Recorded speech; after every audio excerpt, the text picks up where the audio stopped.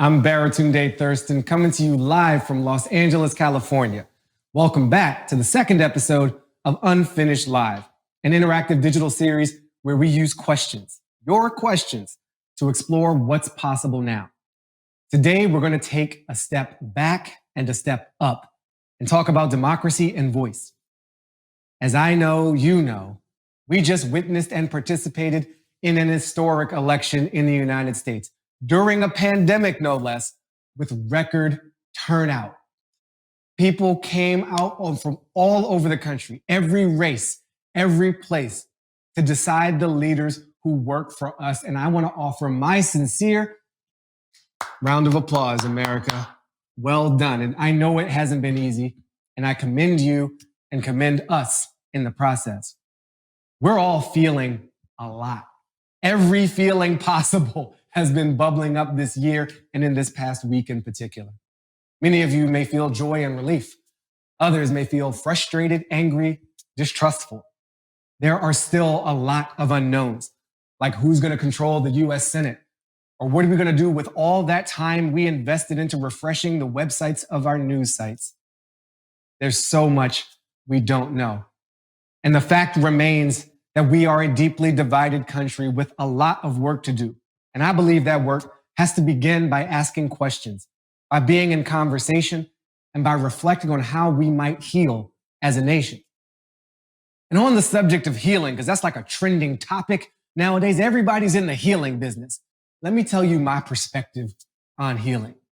There can be no healing without an acknowledgement of harm, without an acknowledgement of hurt, without an acknowledgement of pain and injury. And if we can start to see that shared pain in each other, we can start the process of healing. What's key is that we're having this conversation together. So connect alongside me in the chat, reflect with me, say hi, and tell me what's your state. Literally, what state are you in geographically and emotionally? How are you feeling and where are you feeling it from? And I want to give a shout out because I like to pick a person or a place that resonates with me. So to the Brick Bottom Arts Building in Somerville, Massachusetts. Hello, Jill. I see you. I used to live over in the Ville. Nobody calls it that, but I used to live over in Somerville, and it's good to see a familiar place showing up in these streams. Just like we're in conversation now, we went around a few days ago asking people on the street for their views. What's finished or unfinished in our democracy right now? After that, we'll hear from two contemplative voices. You know, the kind of voices many of us need right about now, no matter your political persuasion. Arthur Brooks is a Harvard professor. Don't hold that against him. He's the former president of the American Enterprise Institute, a conservative think tank. And he's an author who writes about living our best lives. Krista Tippett is an award-winning journalist and host of the On Being radio program and podcast, a show that asks, what does it mean to be human and how do we want to live? Arthur and Krista may not share politics, but they do share a deep commitment to reimagining our civic life. We've invited them to have a conversation and ask each other the questions you and unfinished audience members have pondered about democracy and voice, including questions you submitted during the last episode. So when we ask you to submit questions, you might be in the next show. Right now, listen in.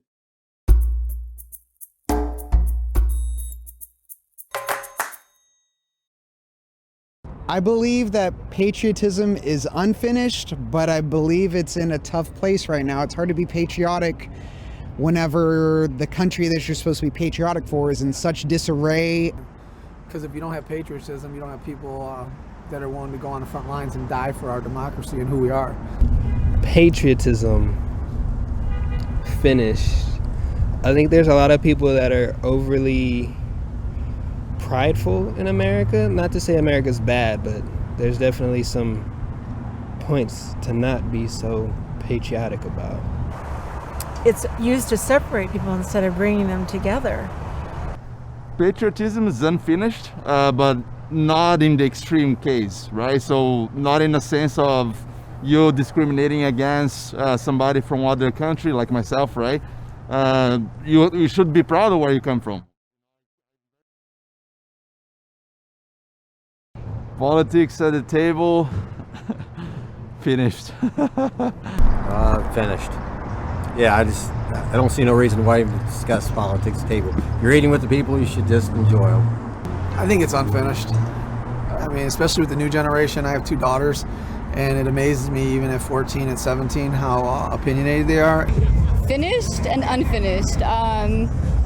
We need to educate maybe elders as well in the way that the younger people are feeling about these circumstances, but also, I don't know, it creates tension. Yeah, politics at the dinner table is unfinished. Like, we're going to be having uncomfortable Thanksgivings now till the end of time. Thanksgiving should be interesting this year. Let's just put it that way. Civility. Civility. Civility.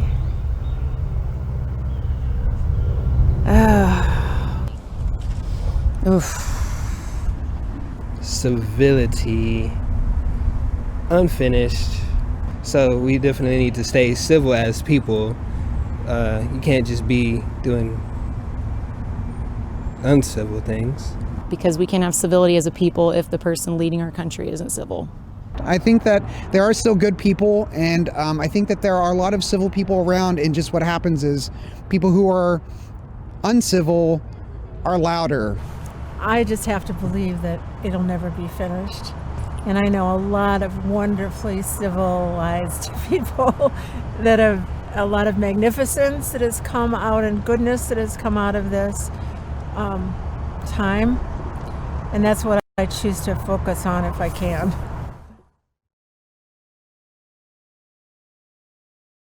Hello, Arthur. Hi, Krista. How are you? What a momentous year. What a momentous month. What a momentous century. One of the many very strange aspects of this time we inhabit is that the word civility and actually the word healing, that these have become controversial. What does civility mean to you? What must civility be now? You started off, I think, correctly. You said, civility has become controversial. And the reason is because we have this misbegotten idea that the mark of moral courage is showing sufficient outrage toward those with whom we disagree. And that's completely wrong. I mean, it might be a good thing to do. But the truth is that moral courage comes not from standing up to the people with whom you disagree. It comes from standing up to the people with whom you agree on behalf of those with whom you disagree. And that actually, for me, means it's true that civility is controversial, but it's controversial in the other direction. It's not that it's too weak because we should be more outraged. On the contrary, I just think it's too low a standard for good people, for people that actually want to build a good country and a better world. The truth is, if we want to make any gains, any progress, we need to take the 2,000-year-old transgressive injunction of willing the good of the others, even when we don't agree with them and even when we don't like them, because liking, as Martin Luther King one time said, to like is a sentimental something. We need the iron will of love. Do you agree? I agree. I think the word civility is equated with niceness and politeness, and what is before us and what is alienating us from each other is serious and important, and politeness and niceness and tameness aren't big enough or serious enough to meet that.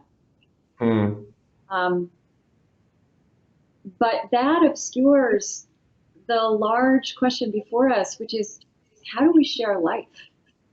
And how do we recreate politics and civil society, which I don't think is a statement that, I don't think a dissatisfaction with politics and civil society as they exist now is a statement or a question that is restricted to any side of our political spectrum.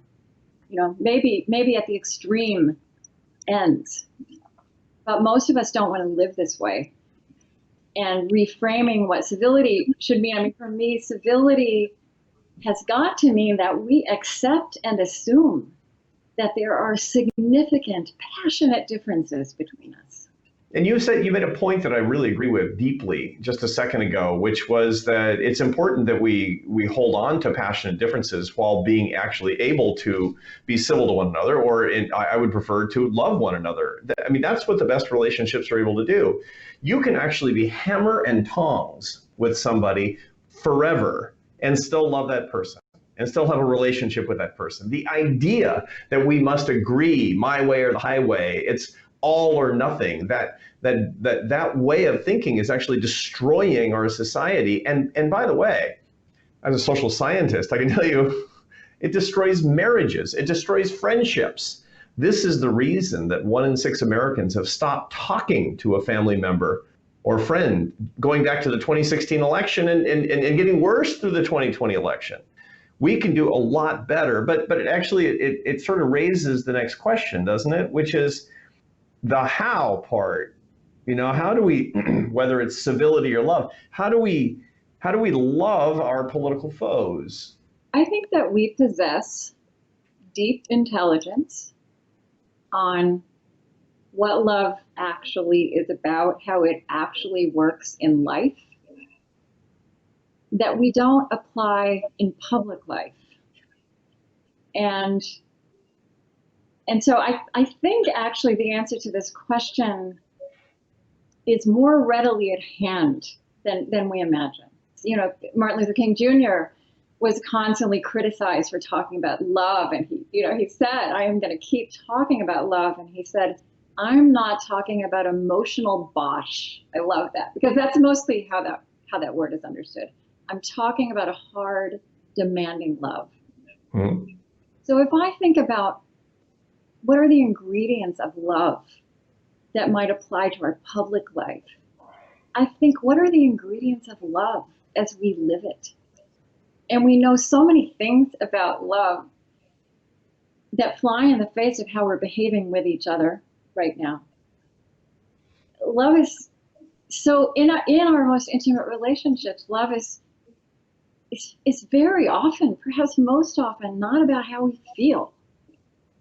It's about how we are present. It's about small routine actions. It's also not very often about feeling perfectly understood or perfectly understanding or agreeing with the other person.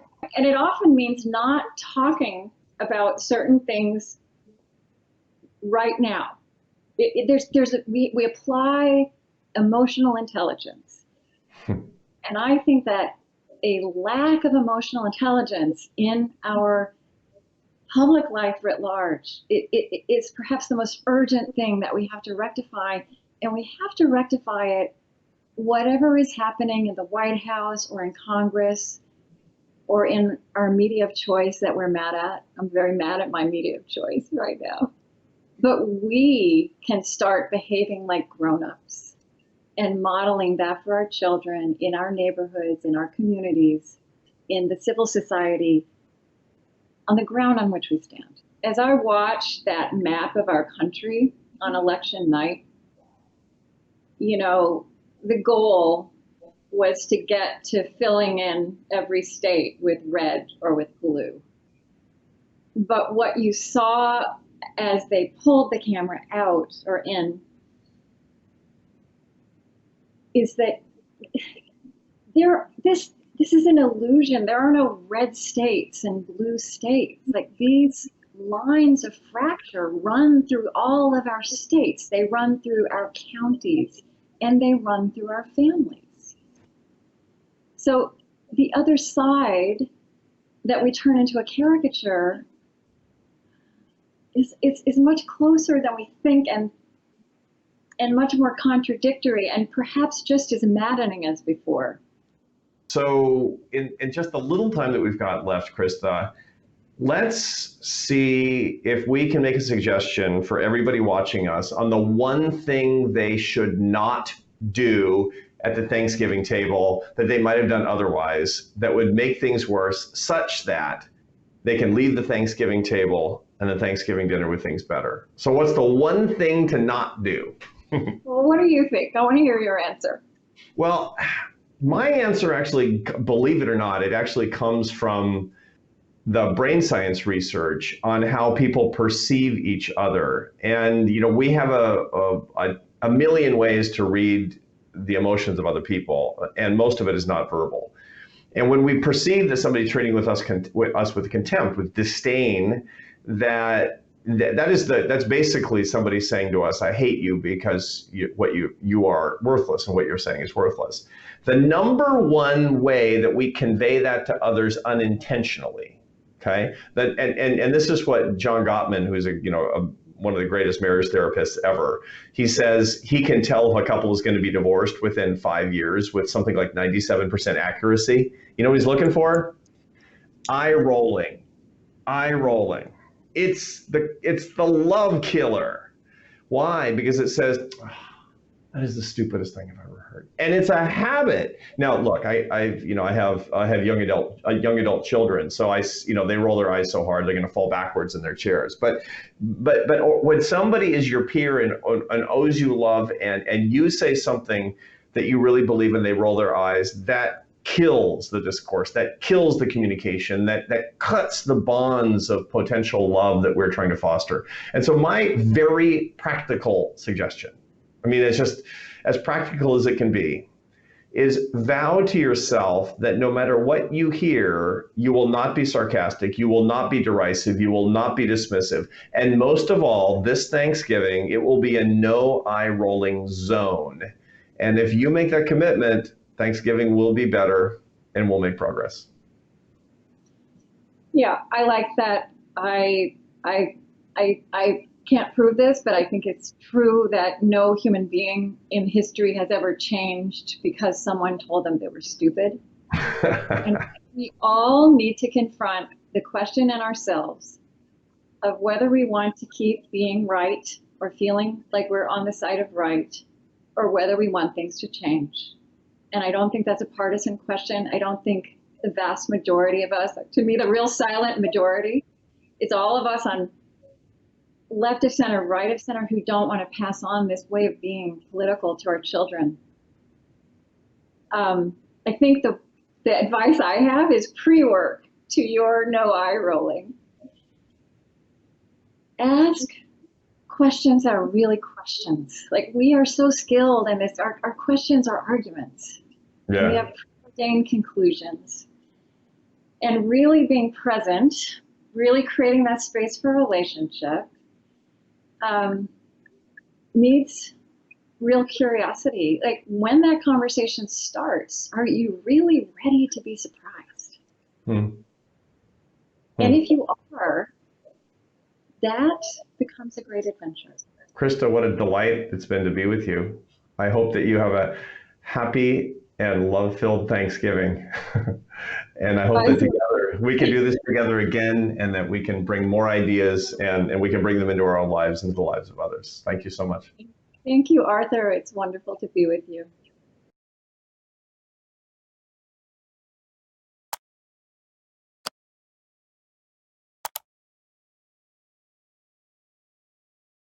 I covered the murder of a woman when I was writing for New York Newsday. And I remember reporting that story. It was really heartbreaking.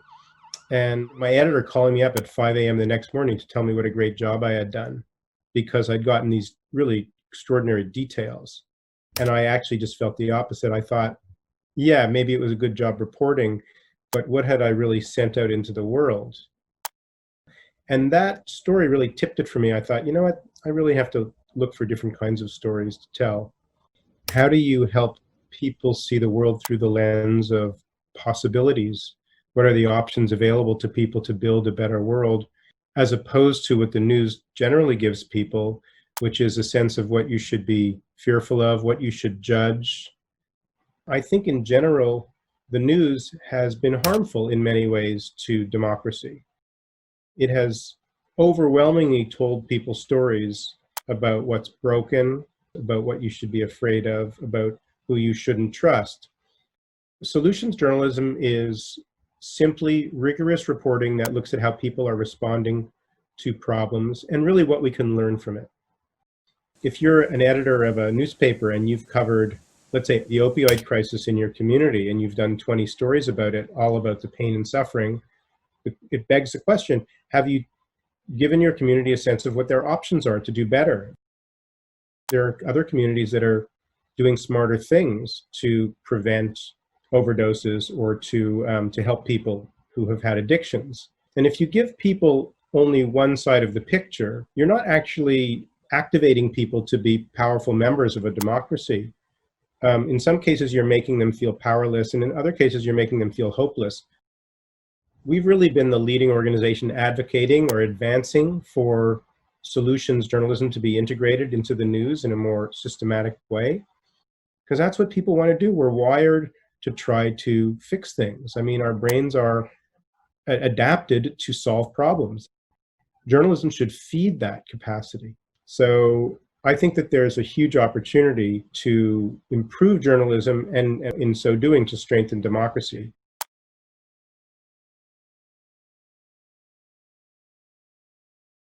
Hello, hello. It's Baratunde here with you again, and just want to reflect on some of what we just saw. What David Bornstein is up to with solutions journalism is right after my own heart, to shift the lens away from just the problems to those who are working on those problems. That's why I do my podcast, How to Citizen with Baratunde, which I probably should have told you about earlier, but I'm still in a crazed emotional state. Arthur and Krista really took us to some places, I think, of honesty about the type of love we're talking about, not that sentimental, emotional bosh, to quote King, and to ask questions of folks and not just show up with arguments. The states of being that you have shared have also connected. I want to acknowledge Kat in a state of denial. I like that one. Linda in North Carolina, also in a state of grace, which I think goes pretty well with North Carolina, especially because your barbecue down there is very graceful. Consuela from London in a state of excitement and exhaustion. And it's not even her country, but we affect the whole world. Thank you, Consuela. We feel you too. Morgan reminds us on the Thanksgiving front, to be safe, let's do it via Zoom. And we're in a very difficult time in our nation, in the world, in fact, with COVID-19. So thank you for the reminder, Morgan. And finally, Bambi is in the state of Ohio and a state of cautious optimism, which I am sure captures many of us. Now we're going to take a look at how you responded to our first poll. Civility, is it finished? Is it unfinished? 93% of you say civility is unfinished. I think it's pretty obvious it's not finished. So good on you for seeing the same world that most of us see. To the 7%, if you think it's finished, do you think we've completed it? Or do you think it's unachievable, unattainable? I'm kind of curious about that. While we're thinking about civility and what we heard from Arthur and Krista, I'm curious about connecting across differences with strangers or even people in your community and family. Krista's advice to us is to ask questions that are really questions and not arguments. She says to be present and to stay curious. So with that in mind, what questions would you ask those who may have a different political point of view from your own? These are questions aimed at understanding rather than provoking. Please add those questions on your mind to the chat. And coming up, we've got artists Alfredo Jar and Hank Willis Thomas talking about a partnership between Unfinished and the Arts Civic Organization for Freedoms, where, speaking of questions, we invited artists to share their most urgent question and turn it into a billboard. There's currently a billboard with an artist question in every state in our union. Then we'll get into some of the questions being asked on those billboards when we join Ashoka Fellowship recipient, author, and CEO of Citizen University, Eric Liu, along with world-renowned cellist, Grammy Award winner, and Presidential Medal of Freedom recipient, Yoyo Ma, for a conversation about the art of democracy. Let's dig in.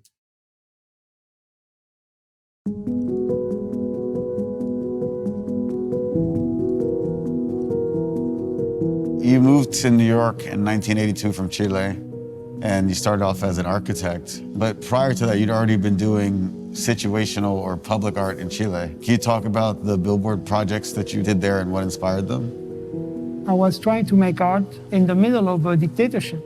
You learn how to speak in between the lines in a poetic, cryptic, mysterious way so that the censors do not know how to read what you're saying.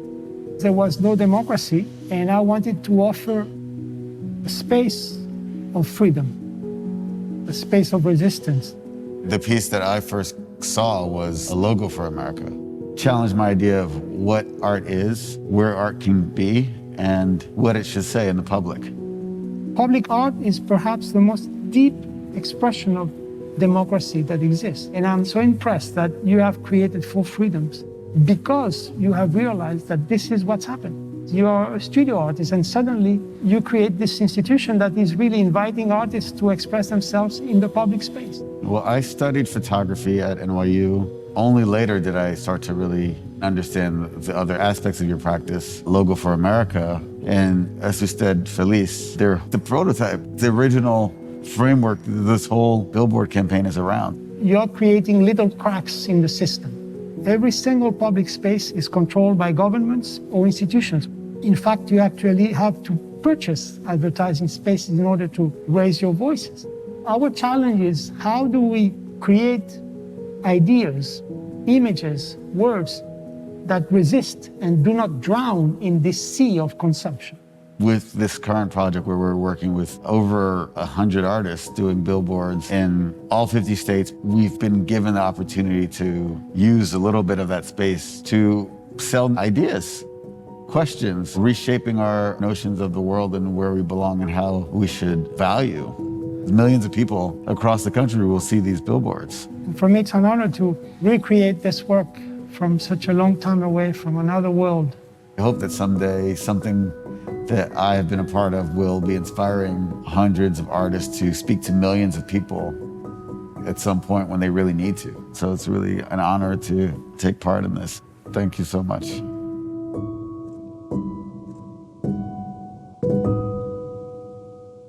I'm Eric Liu, and I'm here with Yoyo Ma, and I share that hope that Hank Willis Thomas just expressed, that we might be able, through our work and our art, to leave some kind of legacy that people will find useful and meaningful. Yoyo, you and I have been having a conversation over many years now about what it means to be a citizen artist in both directions, the artist as citizen, as you certainly are, and the citizen also as artist, thinking about how you move in the world as a certain kind of art form itself. And we're going to have a conversation that is going to be structured in part by questions that are posed on billboards from this unfinished For Freedoms project, where billboards are being put up all around the United States and beyond. And I'm going to pose the first question to you so we can dive right in. This is a question from a very moving billboard that I actually saw, and it is this: how do you keep your heart open? That's actually the job of a human being and of a musician. The heart is a muscle. And if you don't use a muscle, it atrophies. The brain, in a way, is also a muscle. And I think you can't just keep your heart open all the time. You do have to check in heart and brain together in equilibrium, so that you basically, you feel things, you intuit things, but you also analyze things. And if you do both back and forth, you have the greatest chance to keep your non-judgmental side active, which is some people call beginner's mind.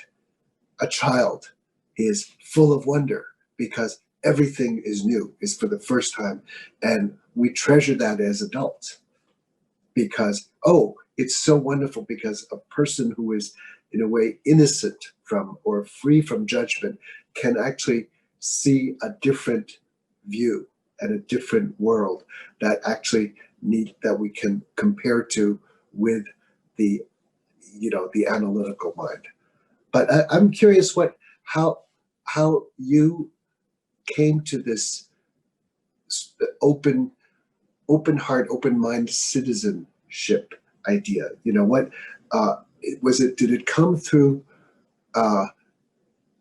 experience, from studies? Because right now we're going through a lot of pain.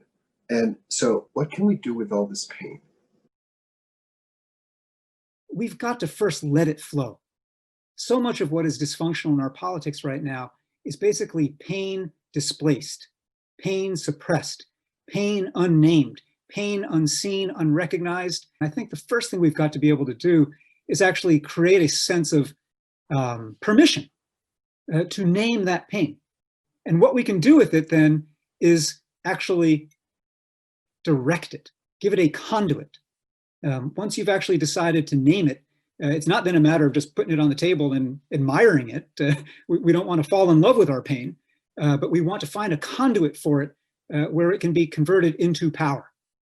And this is where the idea of citizen artistry comes in. Bring it down to the scale of you and strangers in the town you live in, and you walking past somebody who's hurting, you walking past somebody who's homeless, you encountering somebody who's dressed like they think differently, worship differently, believe differently from you. And the question is, am I going to make a micro choice right now to actually not pass my pain onto this person and judge them harshly, but actually imagine if I'm hurting, they're probably hurting too. And is there an opening I can make here for us to rehumanize each other? And I guess that brings me to the second billboard and question that comes to mind that I want to pose to you, which is simple and incredibly complex. And that is, in this time where we are so divided and so tribalized and polarized, can we coexist? Is that possible? The first thing about coexistence is recognition of who the other person is. And to your comment about pain, I think it's as simple as you hurt, I hurt. Empathy. And if you recognize that I recognize you for what you think you are or what you're going through, I would call that trust. And if we can actually build on trust that's built on empathy and being able to be vulnerable and safe with one another, if we can actually choose that what you seem to say is true for you, I don't deny it. I hear you. I may have a different truth, and those truths can actually exist and may even be stronger together. So in that sense, we're talking about our country, and you and I are ethnically Asian, Chinese ancestry. We haven't talked a huge amount about that, and we're both, I think, patriotic Americans, right? We believe in America, but we weren't here since the very beginning. So tell me, I'm an immigrant. I think you were born in the States. So that's something slightly different, but who do you think gets to be American today? And what does that mean? What does that mean historically?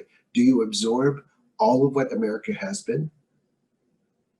The land that it was before, it was called America? What is your answer? How do you deal with that as a citizen, as a human? So when you ask the question, who gets to be American? Well, my first answer is every last one of us. Every last one of us gets to claim America. And I think that is and that is the very seat of what I would describe as my patriotism. The idea that to be American is not to have the dumb luck to have been born here like I was. To be American is not to, thump your chest and wave the flag and signal to others how patriotic you are. To be American is to say, wherever my ancestors and I were born, I claim this country, and I claim it not by saying it, but by contributing to it. I claim it by showing up. I claim it by creating and inviting and helping people make a new story of us. But I think there's been a long, long time, 90, great percentage of this country's life where Americanness and whiteness were fused together as one. And what we're living through right now, good, bad, ugly, is the decoupling of those two things. And the recognition that to be American is far more complicated than that. It always has been, to your point. Long before there were European colonists and settlers here. There was a land here, and we acknowledge that land. We acknowledge the first people who walked that land here. And what it means to be American is not only to claim those creedal ideas, but it also means to commit in a spirit of the artist to always making new hybrids. America is, one thing America is not about purity. It is not about pure bloodline, pure territory, pure history, as much as we like to have genealogical study. America is about how we've been mixing blood, ideas, food, DNA, everything from the get-go, and embracing that hybridity and recognizing that with that embrace and with that recreation, we make things here that the world cannot yet imagine.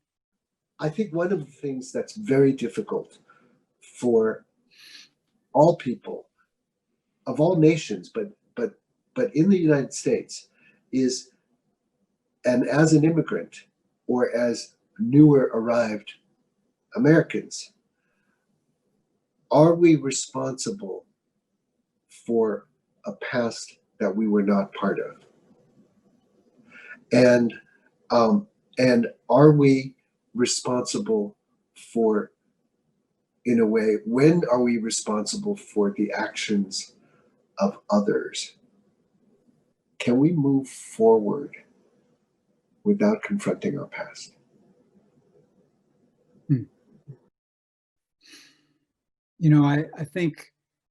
I think it is absolute. I think the only way to move forward as a society is to confront that common collective past in its full glory and sordidness.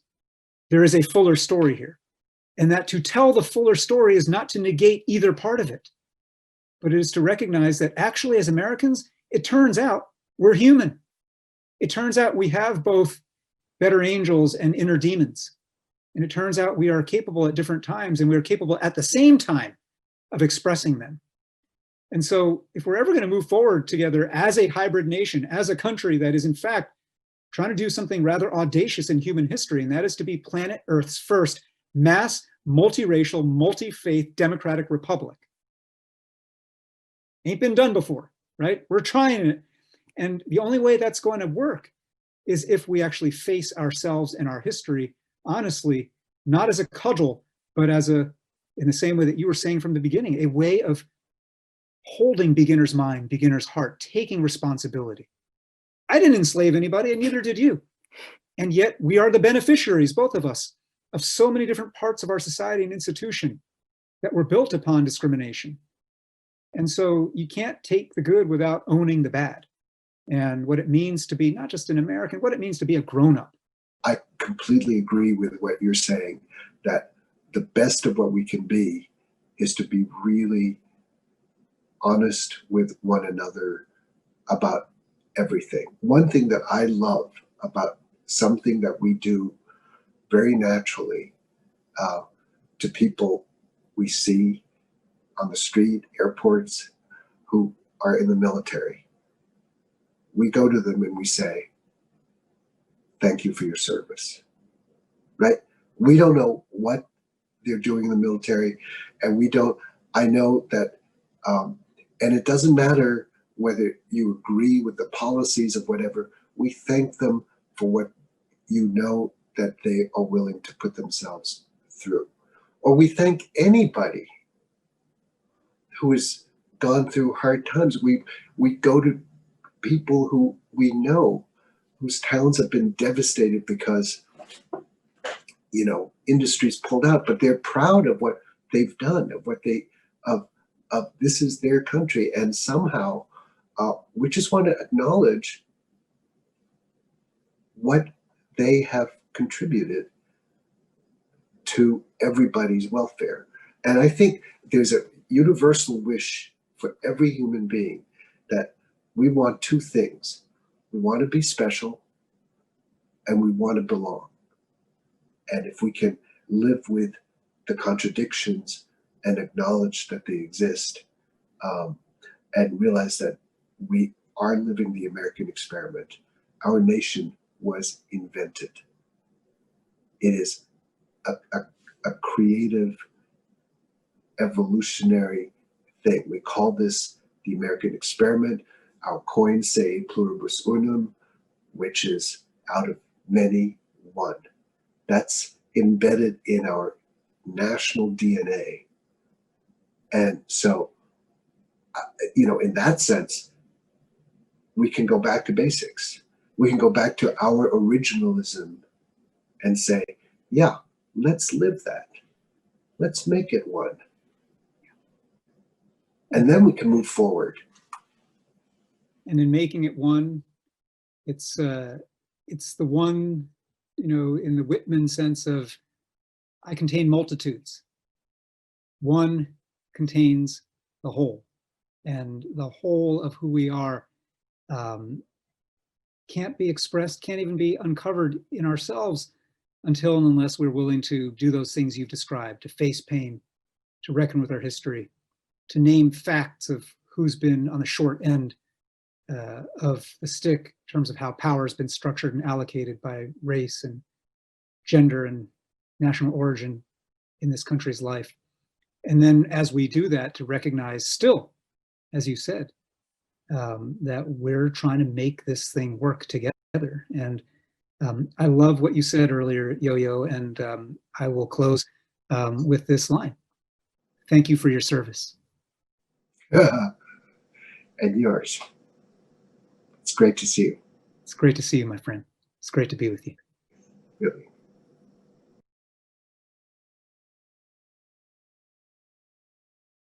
Hello, hello, and what a powerful, honest, wise conversation that was.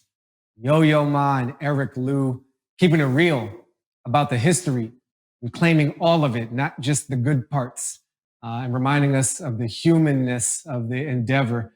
And Eric with the whole, we haven't done this before, this mass multiracial democratic republic.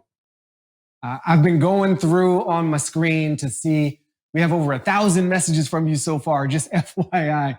There's a lot of scrolling. And you have come up with some beautiful questions to ask people with whom you disagree. Here are a few. Esther says, hello, Esther. Dyson, would you like to share a meal? That's a big question, because then you gotta follow through with the meal. You know what I'm saying? It's not just rhetoric at that point, somebody's cooking.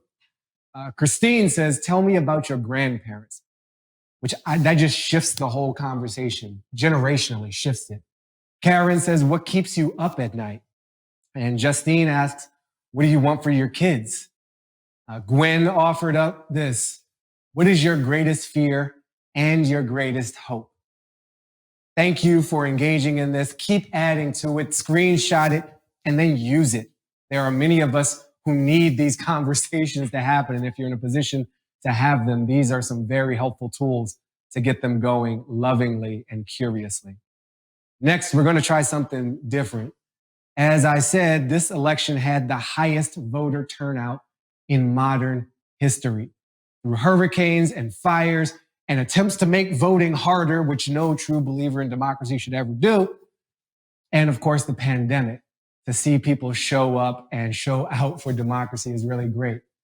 And for some folks, this was the first election they ever voted in. Can you imagine jumping into the deep end of the democracy pool in this election? Welcome to the club. I'm sorry, it's crazy in here. We spoke with a group of first-time voters across the U.S.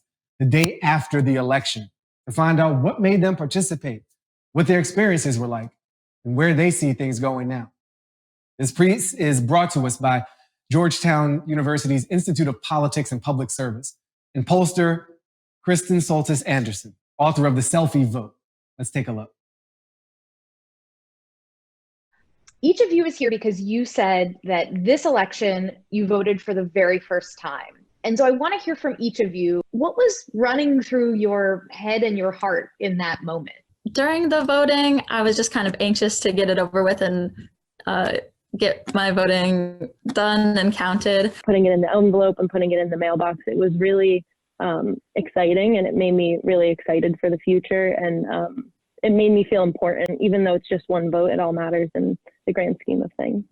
Well, I was really excited because it was my first time, so actually going there and everything, I thought it was going to be a fun experience.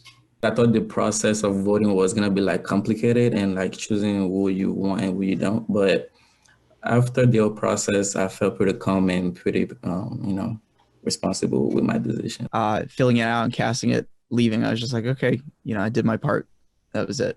It's kind of just something you do. I was a little bit cynical because I didn't really know if it would matter or if it was kind of for a show, if that makes sense. So I felt like pretty excited that I was doing it, and then like slightly worried that if like everything was like filled out correctly. Did you go in knowing how you wanted to vote on everything that was on that ballot, or were there some things where you were making up your mind in that moment? So I did a little bit of research, but I also just stuck with my party and voted consistent. I looked up my ballot before I'd gone in, so I generally knew exactly what I was voting for and who I was voting for.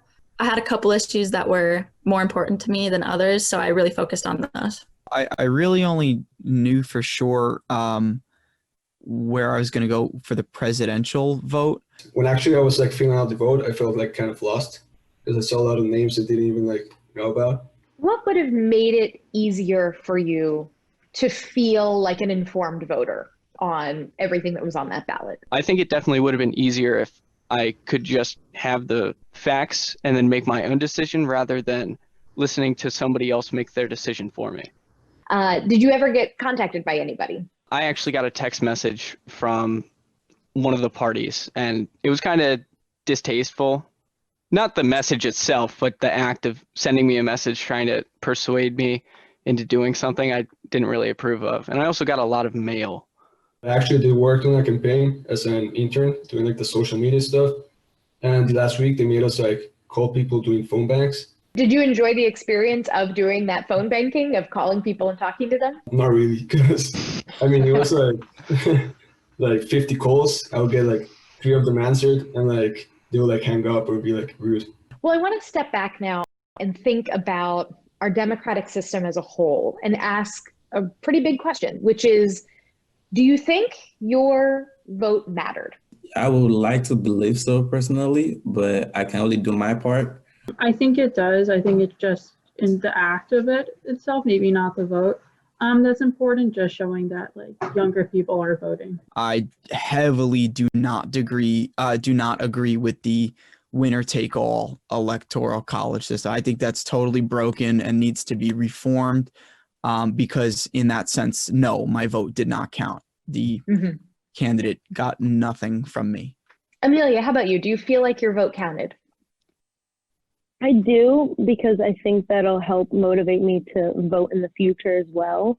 I think it's kind of easy to think it doesn't, because in the grand scheme of things, one vote, if I didn't vote, it wouldn't really make a difference. But I think if everyone had that mindset, then it would make a difference. So I definitely do think it counts. My state is definitely the furthest thing from a swing state, and I don't necessarily agree with everybody else.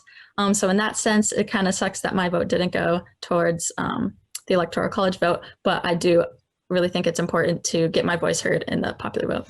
Do you think the fact that you voted means that the people who are in office are more likely to listen to someone like you or folks in your generation? If you're not going to vote, then there is no voice to be heard. So I feel like voting definitely, even if it is just a small percentage, it definitely helps get your voice and your opinion out there and help select people that matter to you. Do you think that democracy is working for your generation? I think there is definitely issues there. As mentioned before, like the Electoral College, I think it's a very outdated notion. The voting system is kind of outdated. If it was for me, I would like more if it was more like the popular vote. But I also feel like people my age have had so little exposure to politics and government that sometimes they feel discouraged. Any things that you would change about our elections system and how we elect our leaders in this country? What would you change if you could change anything? First off, in education, I would set like a priority that you need to learn about your government and how it runs and how to be an informed citizen, because I think that's most important out of anything. I feel like it should be claimed a national holiday and that everyone should get off of work. Are there any, people, groups, institutions that you think you might not trust as much when it comes to democracy, or who are maybe making it harder for the system to work the way it's supposed to? I think the number one issue is media bias.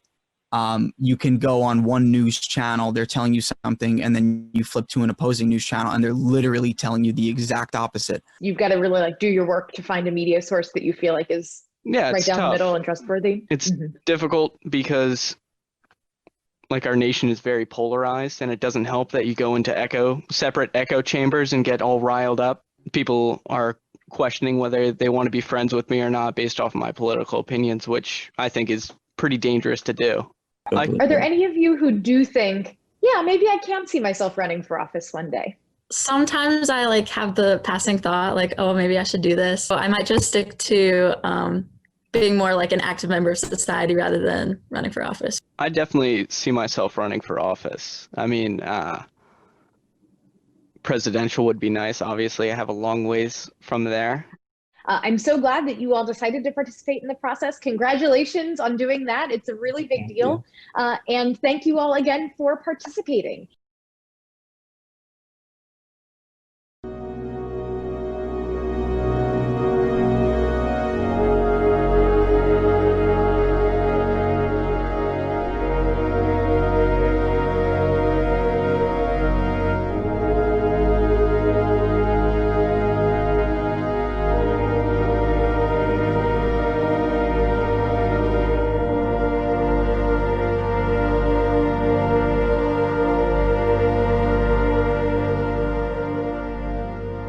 I was standing in the kitchen when it occurred to me that I didn't have it on me. I thought that I did, but I didn't, and I couldn't remember where I'd placed it or when was the last time I'd seen it or saw it. And so I decided to retrace my steps. I searched the house first, the living room, the dining room. I searched the kitchen cabinets and cupboards. I searched the bedroom. I looked under the bed, the pillows, and between the sheets. And then I searched the attic. I searched in old trunks, throwing out all the old clothes, digging deep, but it wasn't there. I searched the storage room and my office, searching around my computer where I often sit, looking, hoping, praying that I'd find it there. I searched my dresser drawer, my panty drawer, my jewelry box where I keep my keepsakes, but it wasn't there. I searched the face of my husband and that of my mother and my daughter, along with the faces of children, and I still couldn't find it. Frantic, I called my friends, asking if maybe I had left it with them. Had they seen it? They all said no, but would keep an eye out. I searched high and low. I searched for days and days and days and days. Troubled, I searched Wikipedia, Webster, and the dark web. I searched the Constitution, newspapers, podcasts, journals, and op-ed pieces. I called congressmen and women, senators and state representatives, but they had no idea. I searched the White House and the republic on which it stands, from sea to shining sea, from the Pacific to the Atlantic, and everything in between, high and low. I searched the halls of justice and along the long lines of voters waiting to cast their ballot, but then I thought I was in another country. I searched the rich, the powerful, and the privileged, and I searched amongst the poor and the disenfranchised. And then I thought, well, it's missing. Puzzled, I began to imagine that it had all been simply a dream, that I had never had it, I only thought that I did. Democracy. What is it? Is it real or an illusion? Is it a work in progress, an idea to aspire to or to dream of, an impossible goal never to be reached? And then I remembered I had gone to several protest demonstrations and thought perhaps I'd left it there.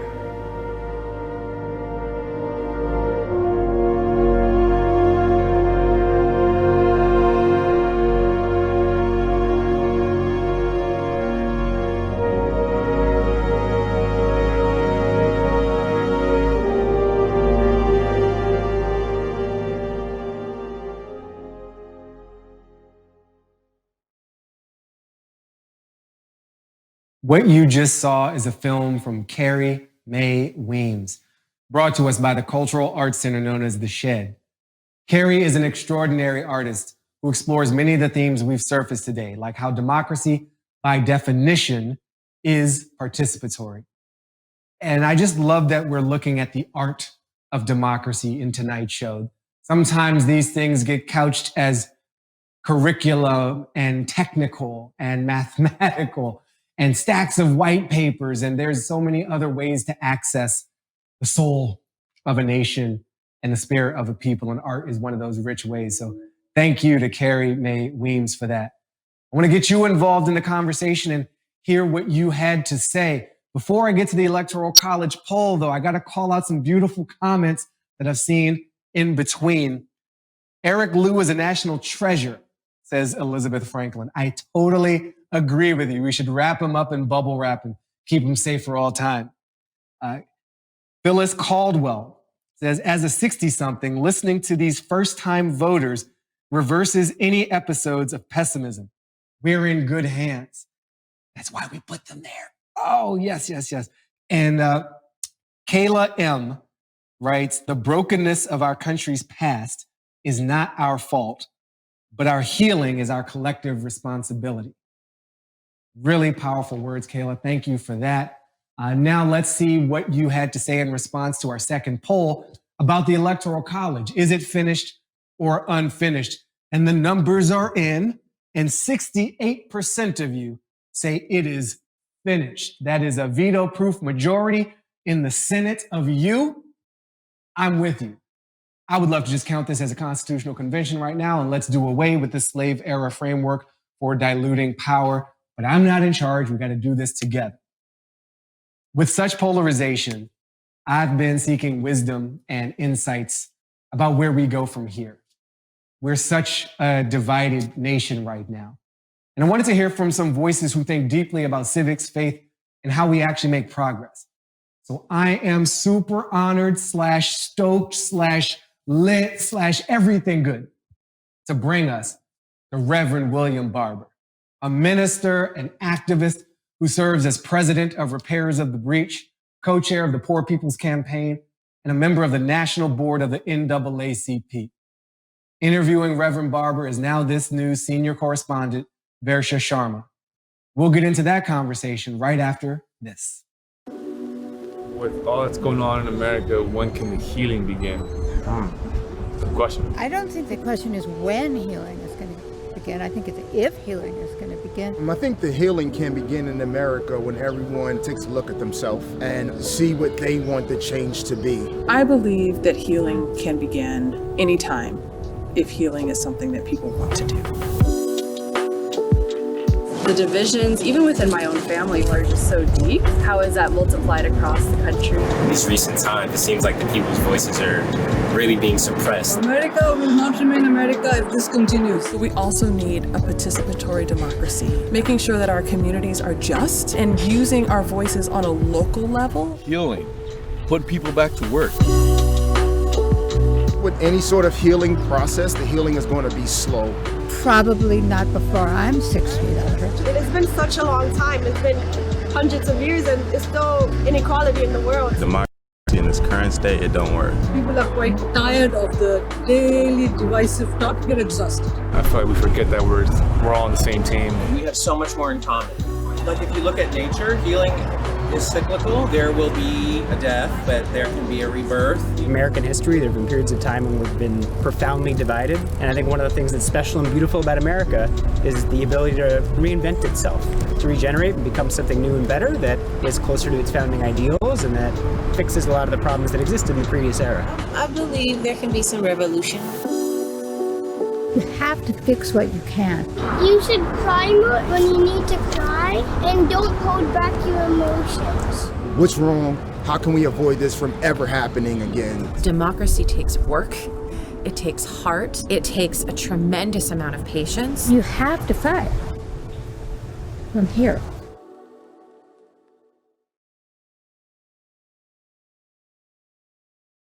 Reverend Barber, thank you so much for joining us. I really appreciate it. You're probably honestly one of the top people that I and others want to hear from in the country right now. In his first speech as president-elect, Joe Biden talked about healing for our nation. He ran on that as a big part of his campaign. And I would just like to hear from you what you think actively that looks like right now. What do people need to do? Well, thank you so much for having me. And, you know, in the Poor People's Campaign, a national call for moral revival, we contacted over 2.3 million poor and low wealth infrequent voters. And a lot of them turned out after we contacted them. And why did they turn out is because they weren't voting for normal. They were voting for their lives. So when we say healing, we have to ask, well, what's sick, right? What's sick? Now, we can't say division is the ultimate sickness because the country is always going to be divided. It's a two-party country. We've had that for years. But what we know is what's sick. We're in the middle of a pandemic. We got 140 million plus people poor and low wealth. So that's what needs to be healed. So we have to address poverty. We know that we have 100 million people or more without health insurance in the middle of a pandemic, without health insurance or underinsured. That's what's sick. So we have to expand healthcare. We know that people are facing or working, essential workers, without sick leave, without guaranteed sick leave and unemployment. They're afraid of evictions. These are the things that are sick.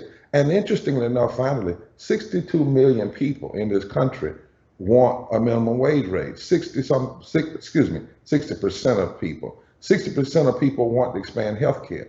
That's where the country is. So I say that the healing is in the mandate that comes from the mourning, MOURNING. Where people are mourning, that's the mandate of the policies we need. The pain ought to dictate the policies. And that's when you heal people. You heal the soul of the nation by healing the body of the people. I agree with you that on some level, we're always going to be a divided country for the reasons that you mentioned. And former President Obama, when he was congratulating Biden, he said on every level, the elections show that there is some deep, even bitter division in this country between supporters of the two candidates, supporters of the two parties. So to that question, what do you think Biden and other leaders can do right now to try to bridge that gap? I think, first of all, don't live in the mythology that there's some place behind us where it wasn't bitter. Don't put all of this on Trump. Trump didn't create all of this. And we're getting ready to find out when he's no longer in the White House that he didn't create all of this. He exploited what was already created. And if we create the mythology that what we see now is one person, then we never get at the issue. People are hurting. I've been all up in Appalachia, all places at the Poor People's Campaign that we were told we couldn't go. Kentucky, Appalachia, places they claim a Trump country. I find that a lot of people aren't anybody's country. They just feel abandoned. They feel like nobody cares about them. And they really, it's amazing how many of them just wish the country would care. If Biden and Harris put an agenda, or even on McConnell's desk, that addresses and begins to deal with poverty and lack of health care and living wages, and put it on his desk like it should be. Don't deal with it in the back room, in the front room. Then lobby for it and put faces on it and show people that would be made better. Show that they are Republican and Democrat, they are Black and they're white and they're brown, they're Asian and they're indigenous. Then give the people a chance to move and to push. We can really change some policies, but we can't do it if we already start out saying that's quote unquote socialism. It is not socialism. That we have a mandate. The mandate comes from the Constitution and Declaration of Independence. Pursuit of happiness is the mandate. Promoting general welfare is the mandate. Equal protection under the law is the mandate. Just do what we said is in writing. That's the way you heal the nation. Don't come up with something else. Do what we said we would do in writing. Establish justice. Now, Reverend, as a final question, at this moment of transition, if we were to offer up a prayer for our democracy right now, what would that sound like? For this moment, my prayer is simply the prayer of Jesus, and that is the prayer that we recognize every nation will ultimately be judged by how it treats the least of these, the poor, the hurting, the hungry, the homeless, the immigrant, the sick, and those who are on the margins of society. 62 million people that vote or are eligible to vote are poor and low wealth. That the poor and low wealth people are 30% of the electorate and 43 and growing percent of this country. You cannot leave nearly 50 million, 50% of a country unaddressed, untalked about, and their issues undealt with. But if you deal with those issues, then we can become truly one nation under God, indivisible, with liberty and justice for all. But it's going to come through poor and low wealth people and lifting the rejected of this country. My prayer is that we don't stay stuck in these puny arguments, but we talk about what's right and what's wrong, and we talk about loving people and caring more about people than we care about corporations. We don't treat corporations like people and people like things. Instead, we see all of us as creatures and creations of God, and we lift from the bottom. We lift from the bottom. My prayer is that we lift from the bottom, and in that way, we transform the nation. Reverend, thank you so much for your time. Your work is inspiring, and we all thank you for it. Thank you so much, and God bless you. Hi, my name is Nyama Sophia Sandy. I'm a member of the Resistance Revival Chorus. The Resistance Revival Chorus was founded in 2017. We are a group of 60 plus women and non-binary artists and activists who joined together to breathe joy and love into the resistance. We're offering you a song called This Little Light of Mine, which of course is one of these songs that many of us learned as children, but thinking about a single solitary light as just so powerful and impactful for so many people. We hope that you will think about that in your life, in your work, whatever it may be, and how your light can shine and impact others in your community toward change for the better. Thank you and enjoy the show. This little light of mine, I'm gonna let it shine. This little light of mine, I'm gonna let it shine. This little light of mine, I'm gonna let it shine. Let it shine, let it shine, let it shine. Deep down in my heart, I'm gonna let it shine. Deep down in my heart, I'm gonna let it shine. Deep down in my heart, I'm gonna let it shine. Let it shine, let it shine, let it shine. All around the world, I'm gonna let it shine. All around the world, I'm gonna let it shine. All around the world, I'm gonna let it shine. Let it shine, let it shine, let it shine.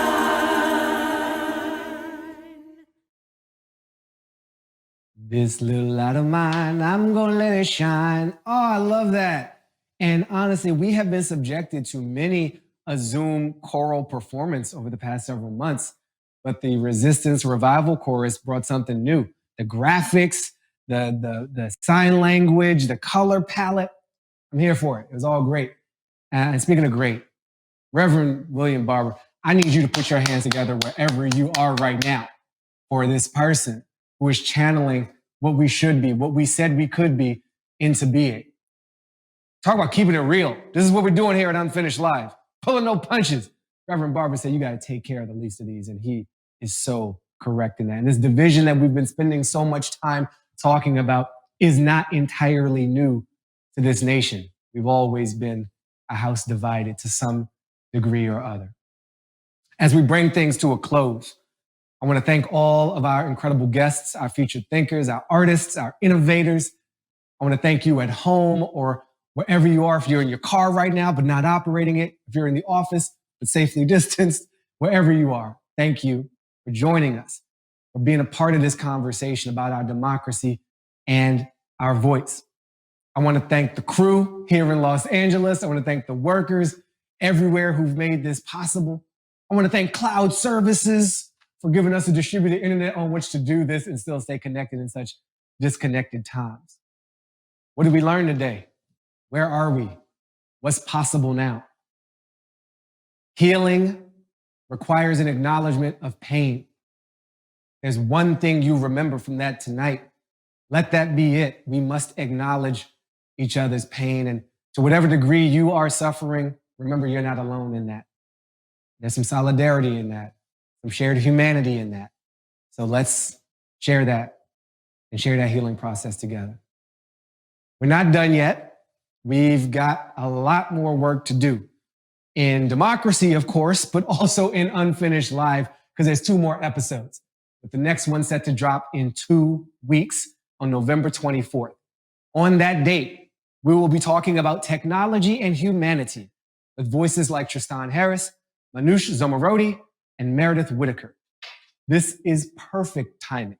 A lot of us are going to be doing things like Thanksgiving over Zoom. Remember that comment from earlier tonight? Using technology to get closer to the people we care about. But we should ask, is that the right role for technology when we're not corralled into it by a global pandemic? Is this technology making us more connected to our humanity or just to services, devices, and a departure of our money? I've been thinking about this question for a very long time, and I'm excited to take part in that conversation with you. November 24th, 2 weeks from now. And remember, it's a conversation, so drop your questions at unfinished.com and in our chat right now. We will get to as many of them as possible during our next episode. Please also respond to our survey and let us know how we're doing and what you'd like to see more or less of. Bring your friends next time. Bring your opponents next time. Get everybody involved.